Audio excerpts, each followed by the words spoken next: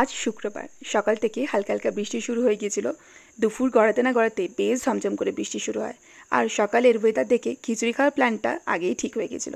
আর বলো তো, এই ওয়েদারে একটু খিচুড়ি না হলে চলে? এই দেখো, বলতেই ভুলে গেলাম আমি হলাম নেহা। পড়াশোনার সূত্রে আমি কলকাতায় থাকলেও আমি কিন্তু রাঙামাটি আর টেরাকোটা সমৃদ্ধ বাঁকুড়ার মেয়ে। আমি আজ তোমাদের কাছে একটা ছোট্ট ব্লগ শেয়ার করব। যদি তোমার আমাদের ব্লগ ভালো লাগে তাহলে অবশ্যই একটা like, comment, share and subscribe করতে ভুলো না। আর তোমাদের যদি এইসব কন্টেন্ট ভালো লাগে তাহলে আমি এইসব কন্টেন্ট আরও শেয়ার করব। এই দেখো, এখানে দেখতে পাচ্ছ আজকে দিদিভাই সমস্ত কিছু রান্নার দায়িত্ব নিয়ে নিয়েছে। এখানে খিচুড়ি বানানো প্রায় শুরু হয়ে গিয়েছে। আর শুক্রবার যেহেতু আমাদের নিরামিষ, সব কিছু মাথায় রেখে রান্নাগুলো করা শুরু হয়েছে। উফ, ভাজাভুজিগুলো দেখে যেন আর জিভে জল সামলানো যাচ্ছে না। আচ্ছা, তোমাদের বাড়িতে খিচুড়ি কীভাবে রান্না হয়? আর তোমরা খিচুড়ি দিয়ে কী কী খেতে ভালোবাসো সেটা কমেন্ট করতে জানাতে একদম ভুলবে না। এই দেখো, ফাইনালি এখানে চলে এসেছে আজকের ভুরিভোজ।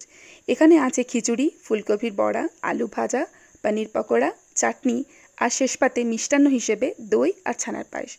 চলো আর কথা না বাড়িয়ে এবার চটপট ভুরিভোজে ধ্যান দেওয়া যায়।